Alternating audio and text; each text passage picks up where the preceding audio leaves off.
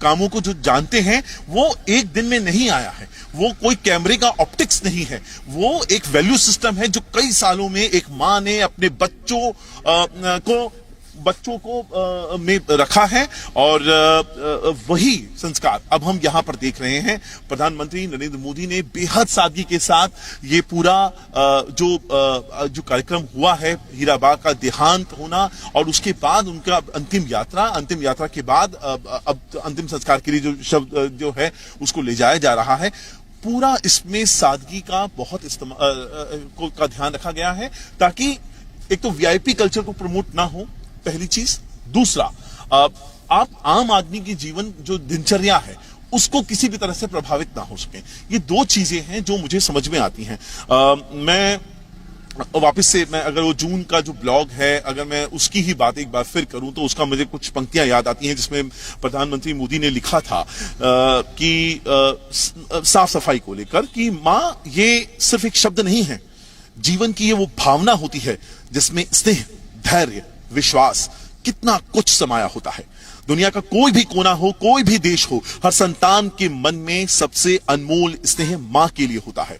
मां सिर्फ हमारा शरीर ही नहीं करती बल्कि हमारा मन, हमारा व्यक्तित्व, हमारा आत्मविश्वास भी करती है।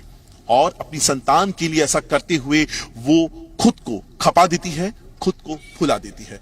तो ये बहुत सारी चीजें हैं जो मैं जिस तरह से मैं बता रहा हूं, जिन संस्कारों के बारे में हम बात कर रहे हैं और अब उस वक्त में बात कर रहे हैं जब हीरा बा का जो पार्थिव देह है वो अपनी अंतिम यात्रा के लिए रवाना हो चुका है। पंच तत्व में विलीन होने के लिए वो अपनी अंतिम यात्रा के लिए आगे बढ़ गए हैं।